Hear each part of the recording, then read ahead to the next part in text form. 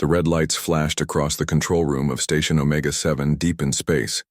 Officer Zeftal pressed his 6 arms against the console as strange readings filled his screens. The massive nebula called Helix stretched before them like a wall of purple and gold gas clouds. Nothing lived in there, and nothing could survive the deadly radiation that had killed every ship foolish enough to enter. "Commander Vextar, you need to see this," Zeftal called across the station.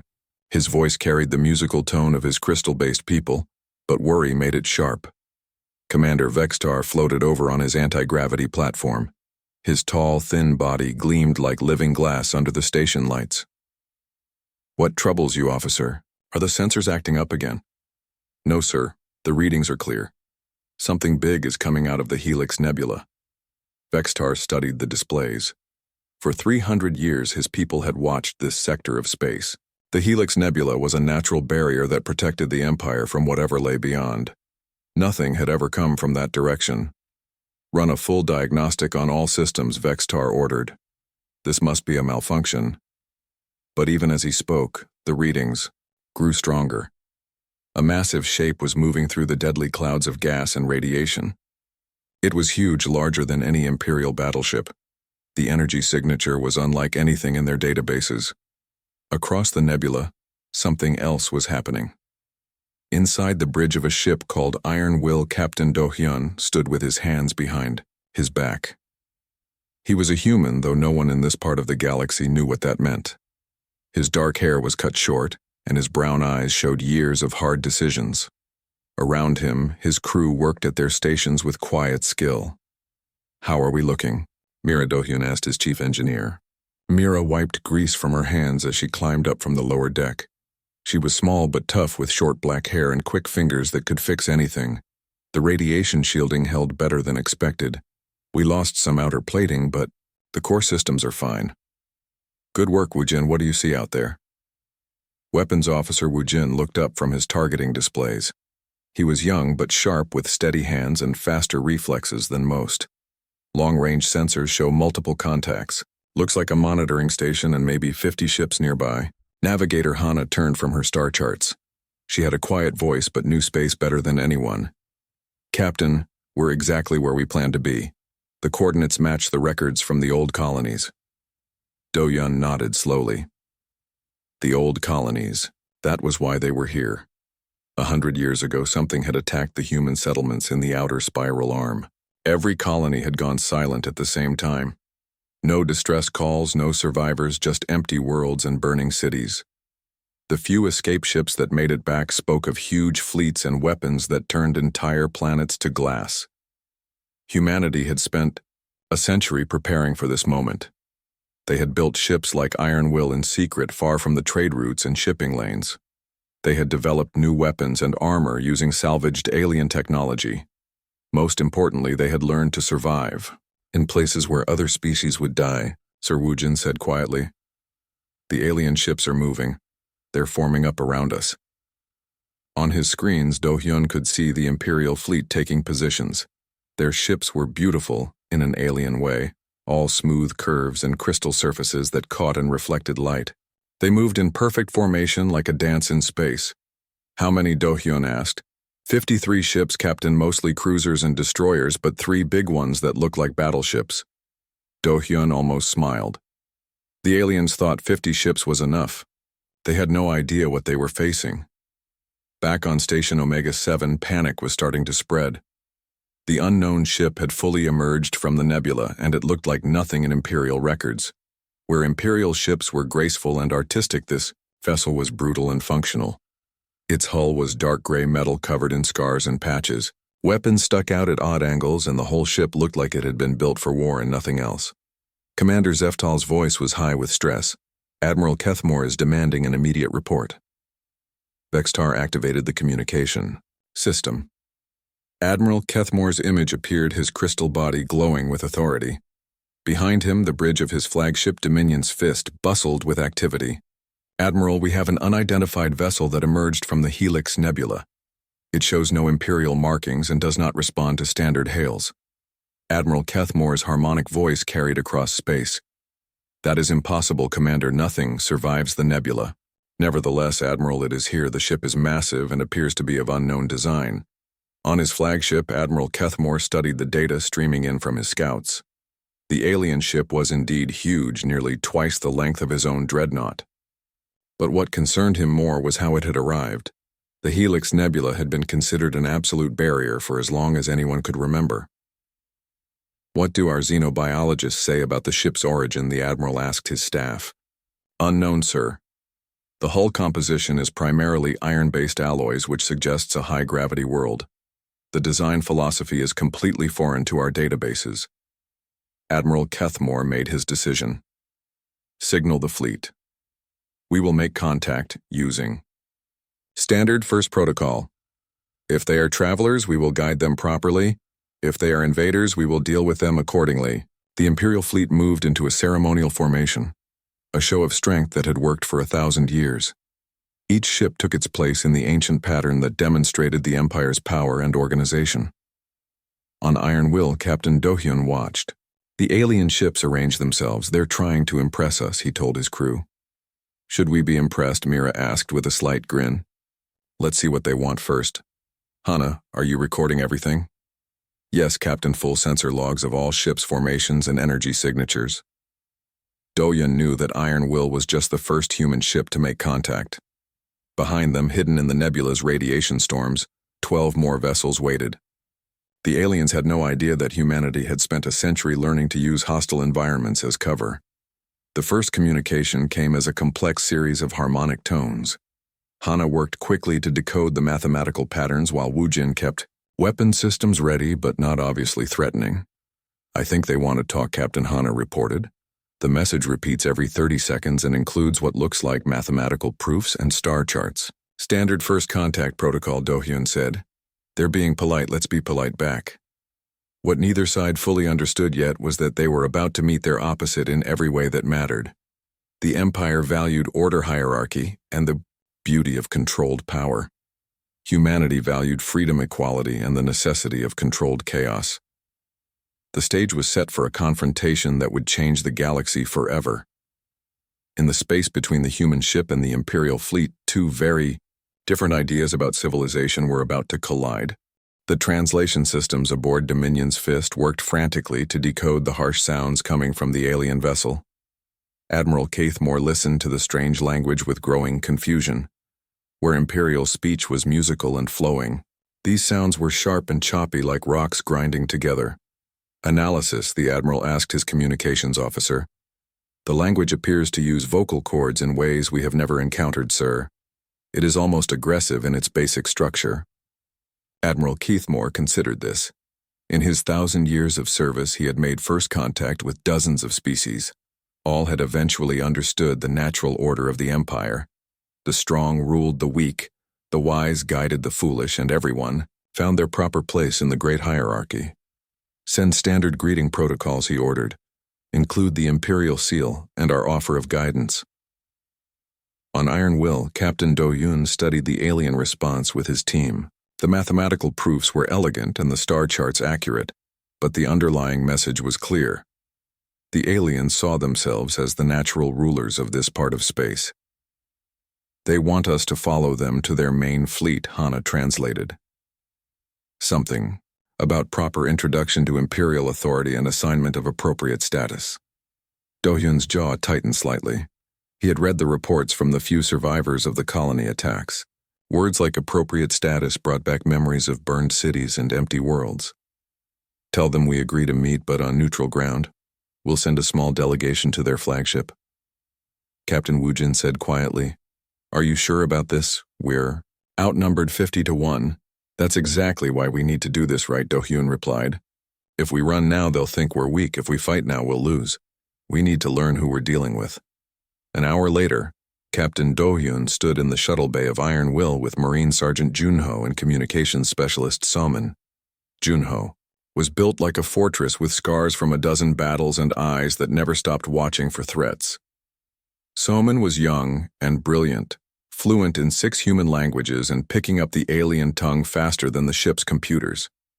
"Remember," Dohyun told them as they boarded the shuttle, "we're not here to surrender or to fight. We're here to understand what happened to our colonies and why. The shuttle crossed the space between the two fleets under heavy escort. Imperial fighters surrounded them in a protective formation that was also clearly a show of force. The alien ships were beautiful up close, their crystal hulls catching starlight and throwing it back in rainbow patterns. Dominion's fist was enormous, easily 5 times larger than Iron Will. Its hull was grown rather than built, formed from some kind of living crystal that pulsed with internal light. Docking bays opened like flowers to receive the human shuttle. The artificial gravity inside the Imperial ship was lighter than Earth normal, and the air had a strange metallic taste. Everything was built for beings taller and thinner than humans. Admiral Kethmore waited in a vast chamber with walls that sang with harmonic frequencies.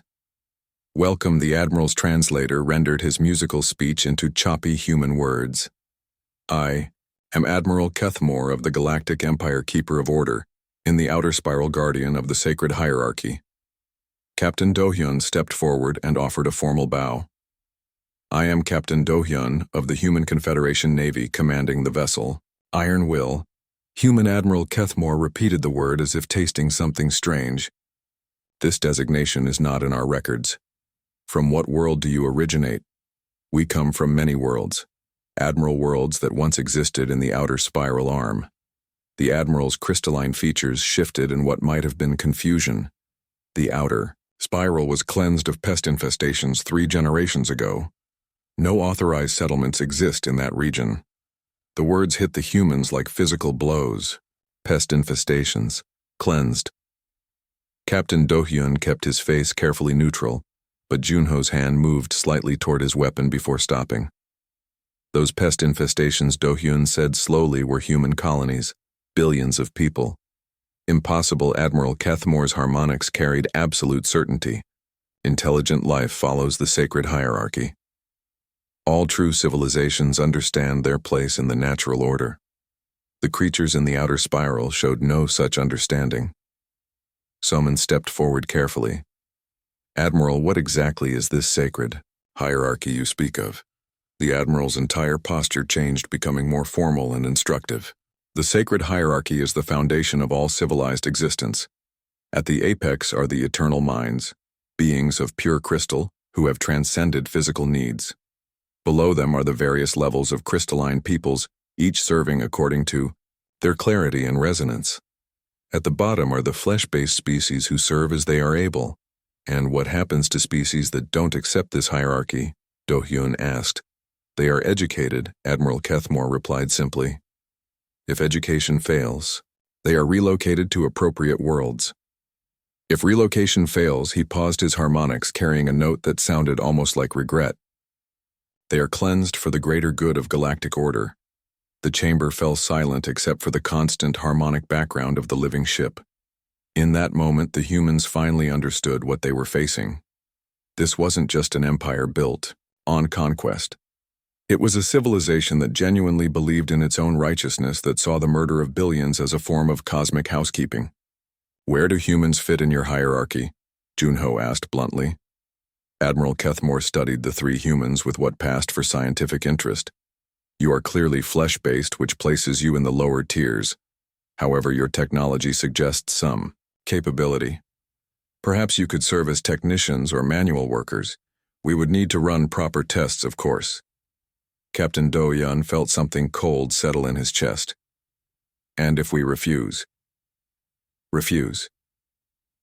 The Admiral's confusion was genuine.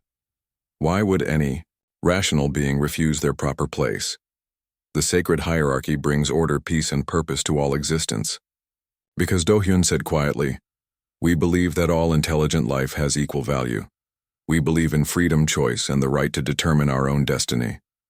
The harmonics that filled the chamber suddenly changed pitch, becoming discordant and harsh. Several Imperial officers stepped back as if physically struck.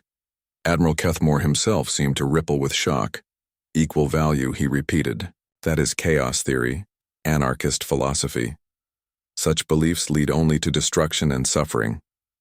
They lead to strength through diversity, Soman said firmly. They lead to innovation through freedom.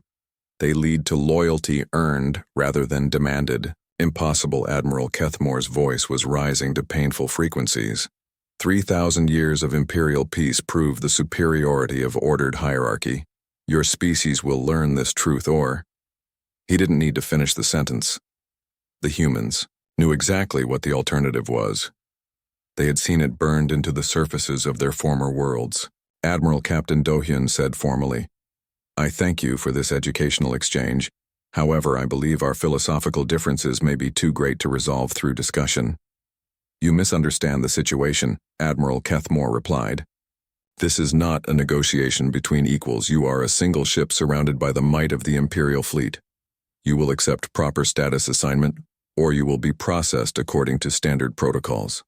Sergeant Junho shifted slightly, his combat instincts recognizing a threat even delivered in musical tones. Soman's hand moved to her recording device, making sure every word of this conversation would be preserved. But Captain Do-hyun simply nodded politely. "I understand your position, Admiral. I hope you will understand ours." As the human delegation prepared to return to their shuttle, none of the Imperials realized they had just witnessed something unprecedented in 3,000 years of galactic history. They had met a species that would rather fight and die than accept subjugation. The war that would reshape the galaxy had just begun with 3 words: equal value and freedom. The shuttle carrying Captain Do-hyun and his team had barely cleared the docking bay of Dominion's Fist when it exploded in a brilliant flash of light and energy. Imperial sensors registered the destruction instantly, and Admiral Kethmore felt a moment of genuine sadness. The flesh-based creatures had seemed almost reasonable despite their chaotic beliefs. "Regrettable," he said to his bridge crew. "Signal the fleet to surround the alien vessel, standard pacification protocols." But even as he gave the order, Admiral Kethmore noticed something strange. The explosion had been perfectly timed and positioned to blind the Imperial sensors for exactly 12 seconds. In those 12 seconds, the human ship had simply vanished. "Where did they go?" he demanded.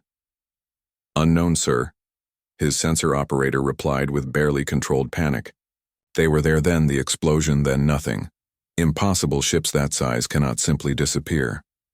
3 light minutes away, hidden in a pocket of dense radiation within the Helix Nebula, Iron Will drifted silently. Captain Do-hyun stood on his bridge very much alive while his crew worked with practiced efficiency around him. "How long until they figure out the shuttle was a decoy?" he asked. "Maybe 10 minutes if they're smart," Mira replied from her engineering station. "The holographic projectors were good but not perfect." "And our guests?" Sergeant Junho emerged from the airlock escorting 3 very confused Imperial officers who had been secretly transported during the supposed diplomatic meeting. Soman had used the shuttle's communications array to override their personal shields and beam them aboard during the carefully orchestrated explosion. "They're secure," Captain Junho reported, still trying to figure out what happened. Do-hyun nodded and activated the ship-wide communication system. "All hands, this is the captain. As of this moment, we are at war with the Galactic Empire. They are the ones who destroyed our colonies, and they see all humans as pests to be exterminated. We are going to show them why that was a mistake." Deep in the nebula, other shapes began to move. 12 more human warships emerged from hiding places that should have been impossible to survive. Each ship was different, built by different colonies, with different specializations, but all shared the same brutal functionality as Iron Will. The Imperial fleet, meanwhile, had spread out in a standard search pattern looking for the vanished human vessel. Their movements were precise and predictable, following 3,000 years of proven tactical doctrine. "Contact bearing 27 Mark IV," an Imperial sensor operator reported. "The alien vessel has reappeared." Admiral Kethmore smiled with satisfaction. "Excellent. All ships form Battle Line Alpha. We shall demonstrate proper Imperial might." But as the Imperial ships moved into their beautiful symmetrical formation, something impossible happened. The space around them began to shimmer and distort. The nebula itself seemed to be moving, reaching out with tendrils of deadly radiation. "Sir," the Imperial science officer said with growing alarm, "the local stellar phenomena are behaving in ways that violate known physics." On Iron Will, Navigator Hana worked with inhuman precision at her station. The humans had spent decades studying the Helix Nebula, mapping every radiation storm and gravitational anomaly. What looked like random chaos to other species was actually a complex but predictable pattern. Magnetic field fluctuation in 17 seconds, she announced calmly. Radiation spike to follow in 23. Weapons Officer Wu Jin used this information to calculate firing solutions that bent the laws of physics. His missiles rode the magnetic fields like surfers riding waves, accelerating and changing course in ways that baffled Imperial point defense systems. Multiple contacts, Wu Jin reported. The rest of our fleet is moving into position. The Imperial fleet suddenly found itself fighting not one alien ship but 13. Worse, the human vessels weren't engaging in proper battle formation. They darted between radiation pockets, used asteroid fields as cover, and fired from angles that should have been impossible. Admiral Kethmore watched in growing horror as his perfectly organized fleet began to fall apart. Imperial doctrine was based on superior firepower and coordinated movement, but the humans weren't cooperating with Imperial doctrine.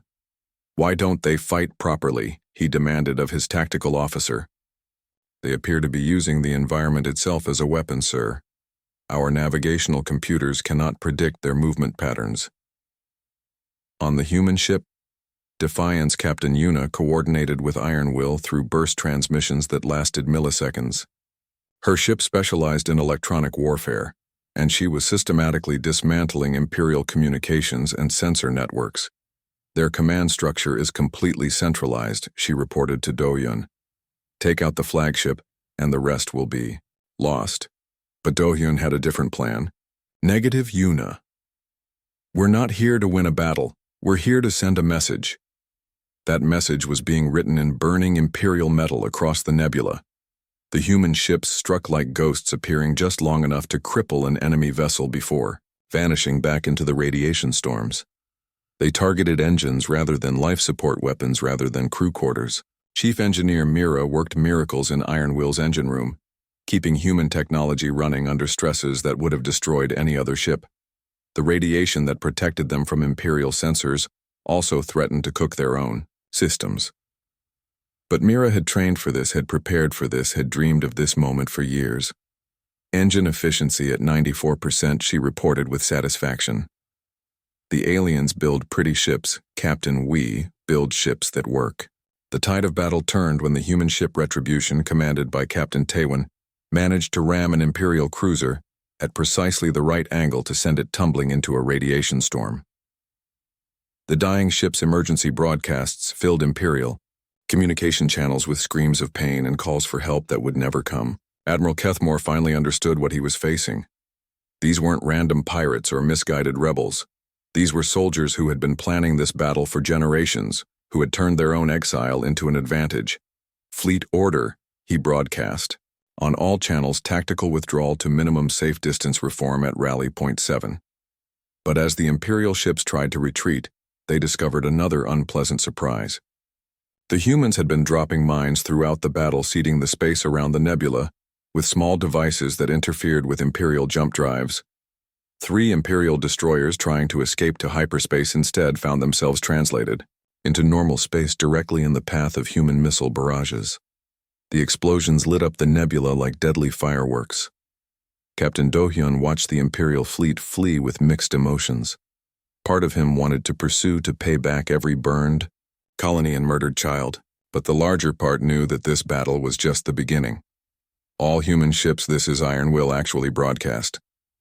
Mission accomplished, return to rally point and prepare for Phase 2. As the human fleet began to disperse back into the nebula's protective embrace, they left behind something that would haunt the Empire for years to come. Floating in space, broadcasting on all Imperial frequencies, was a simple message in perfect Imperial harmonic language. We are humanity.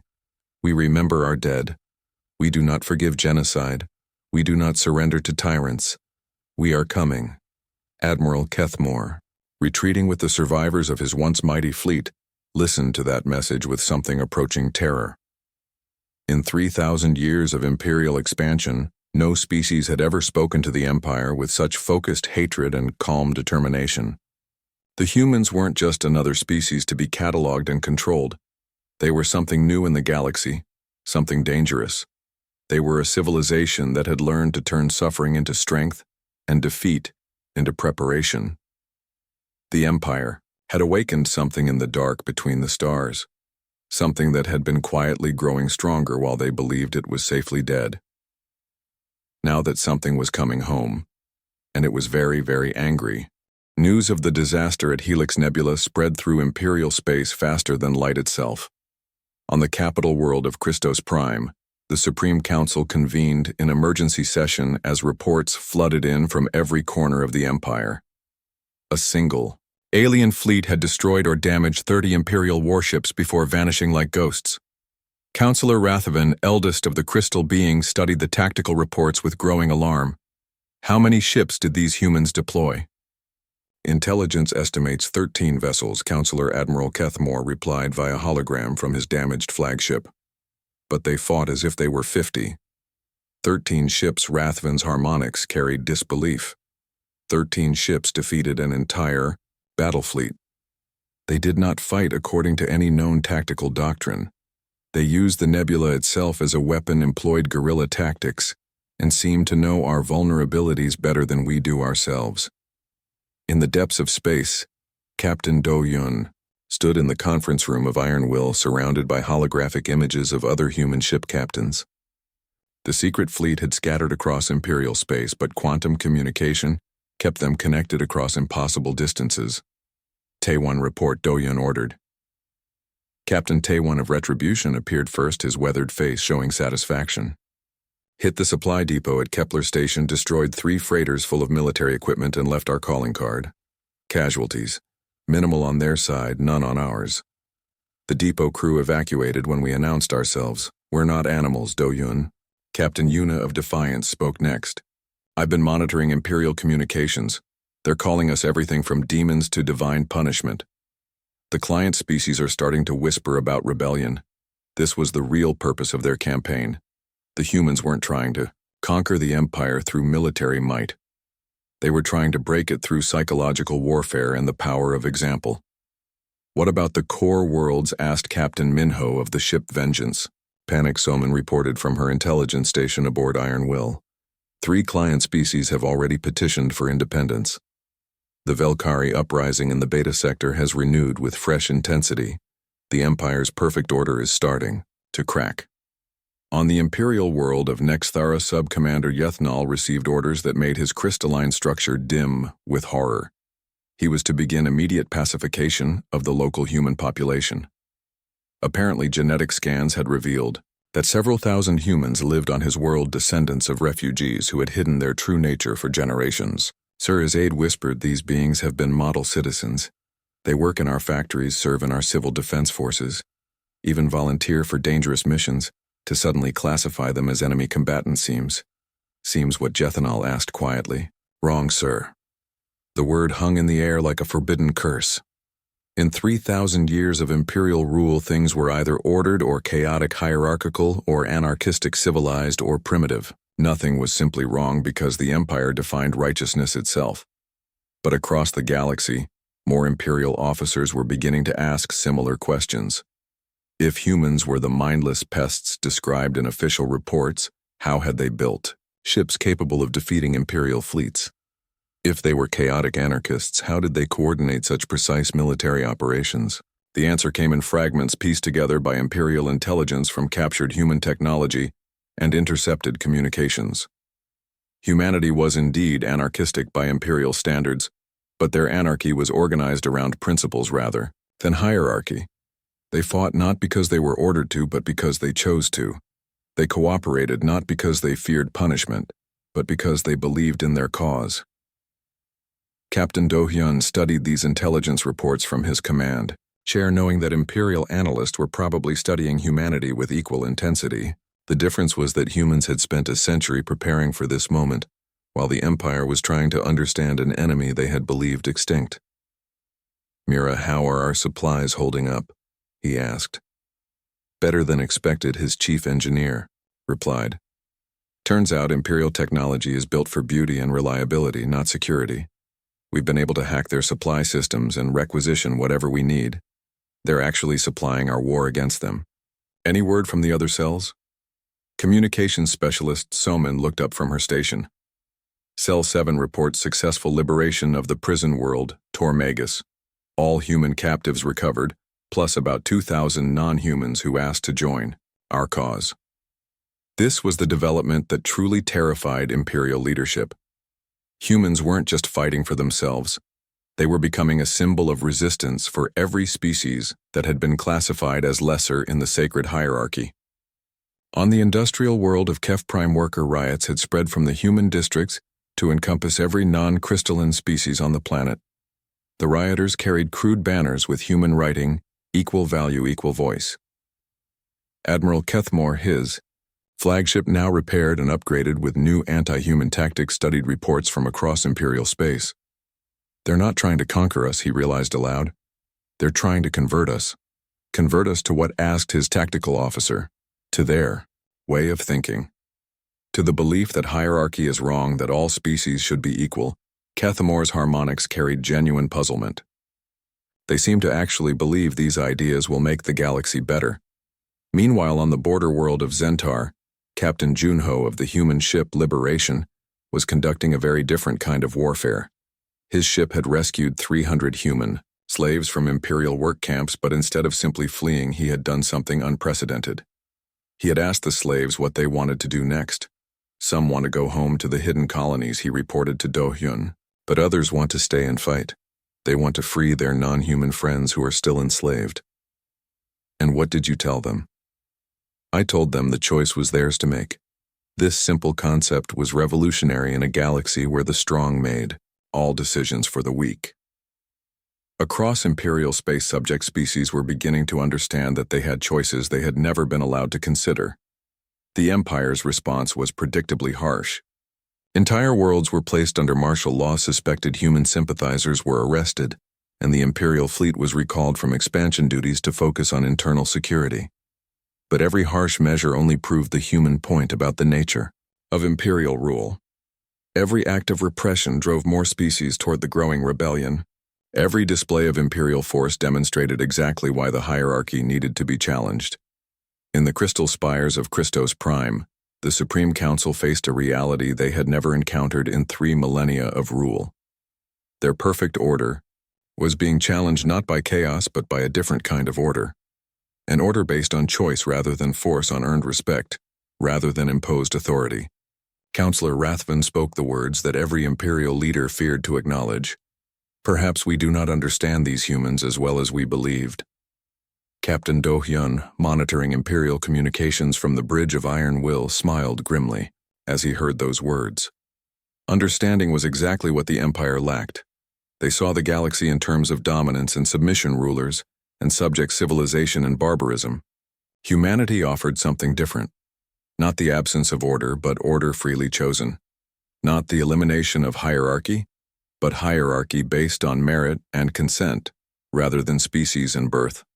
The question now was whether the Empire would learn to understand this new paradigm, or whether they would destroy themselves trying to preserve the old one. The final confrontation did not come with the thunder of weapons or the flash of explosions. It came with the quiet appearance of a single human fleet above Christos Prime, the capital world of the Galactic Empire. Admiral Ji Yan commanded from the bridge of her flagship Determination, watching as her 15 ships took position in orbit around the most heavily defended world in the galaxy. The Imperial home fleet outnumbered them 50-1, but nobody moved to attack. Word had spread throughout the Empire about what happened to fleets that fought the humans. More importantly, word had spread about what the humans actually wanted. Open a channel to the Supreme Council, Admiral Ji Yan ordered. She was older than most human commanders, her gray hair and lined face showing decades of careful planning and patient preparation. Tell them we request an audience. On the surface of Christos Prime in the Great Crystal Amphitheater, where the council met, panic was barely contained behind formal protocols. Counselor Rathven called for order as representatives of 100 species filled the chamber with confused harmonics and worried chittering. The humans have come to our capital, announced Counselor Zephlin, her crystal form flickering with nervous energy. They are not attacking, but they are also not leaving. What do they want? The answer came from an unexpected source. Tai Hyung, once a small child fleeing burning human colonies, now stood as the principal human negotiator. He had spent 40 years studying imperial law, imperial psychology, and imperial weaknesses.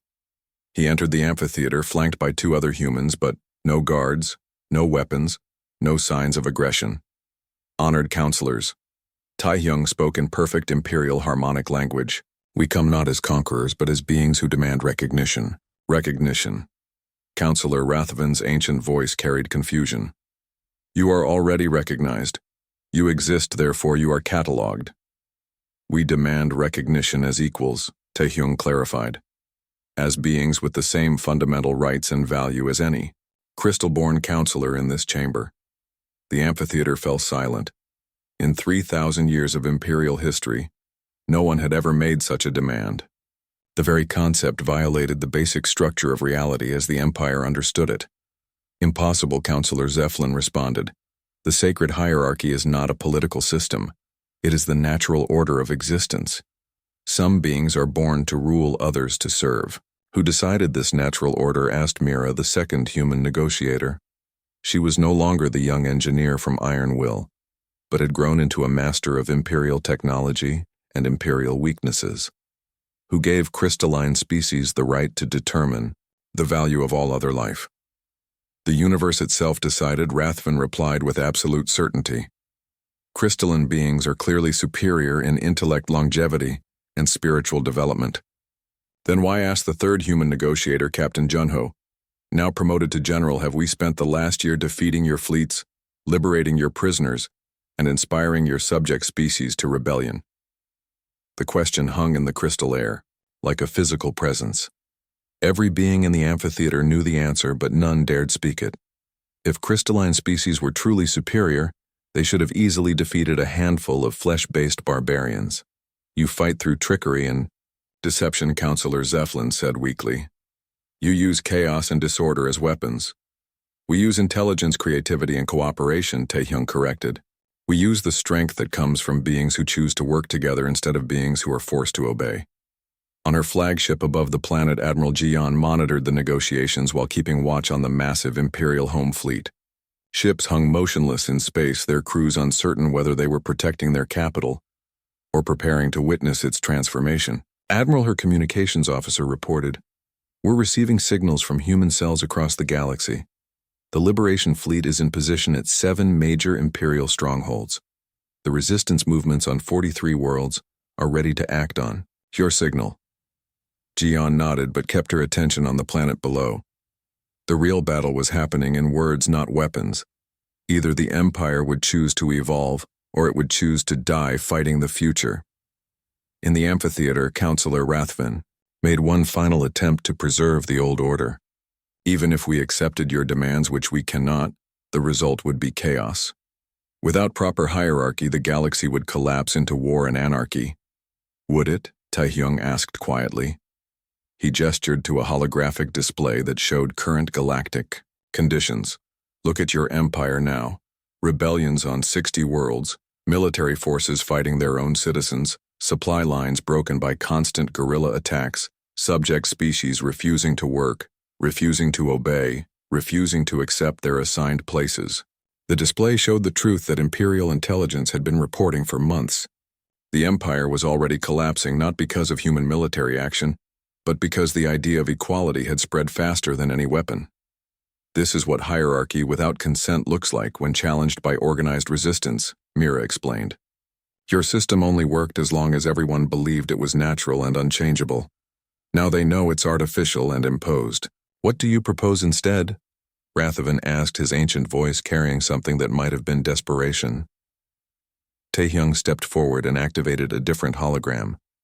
This one showed a new structure, a federation of equals, where each species had voice proportional to their population and contribution, where decisions were made by consensus rather than decree, where even the smallest and weakest species had rights that could not be violated. We propose the Galactic Federation, he said simply, a union based on equality, cooperation, and mutual respect. Every species has value, every being has rights, every world has a voice. And if we refuse, Counselor Zeflin asked. General Junho answered with brutal honesty. Then you fight a war you cannot win against enemies you created through your own cruelty. The choice is yours to make. But even as he spoke, the choice was being made for them. Across the galaxy, Imperial garrisons were surrendering to mixed human-alien liberation forces.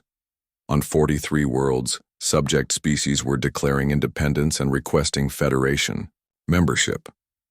The Empire was dissolving not through conquest but through voluntary abandonment by its own members. On Christos Prime itself, mass demonstrations had begun in every non-crystalline district. Millions of beings who had served the Empire faithfully for centuries were demanding the rights and recognition that humans had shown them were possible. Councillor Rathven looked around the amphitheater at his fellow council members. He saw fear, confusion, and something else. Something that might have been hope. For the first time in 3 millennia, they faced a choice about their future, instead of simply managing their dominance. If we agree to this federation, he asked slowly, what becomes of us? What becomes of our people? You become citizens, instead of rulers, Taehyung answered. You contribute instead of commanding, you earn respect instead of demanding obedience. And that is enough. Admiral Jeon's voice came from orbit, transmitted directly to the council chamber. Counselor, humanity lost entire worlds to Imperial cleansing fleets. We could have come here seeking revenge, demanding reparations, requiring submission. Instead, we offer partnership. The question is not whether it is enough for you, but whether you are wise enough to accept it. The vote, when it finally came, was not unanimous, but it was decisive. The Galactic Empire voted to dissolve itself and join the new Federation as an equal member among many. As the Imperial flags came down across 1,000 worlds, Captain Do-Yun stood on the Bridge of Iron Will and watched the dawn of a new age. The ship that had emerged from the Helix Nebula as an instrument of war was now serving as a guardian of peace. Think it will work? Captain Mira asked from her engineering station. It will work if we make it work, Do-Hyun replied. Freedom isn't something you win and keep forever. It's something you choose every day. Across the galaxy, former Imperial subjects and former Imperial rulers were learning to live as equals. It was messy, complicated, and sometimes frustrating. But it was also something the galaxy had never experienced before. It was hope freely chosen and openly shared. And that made all the difference.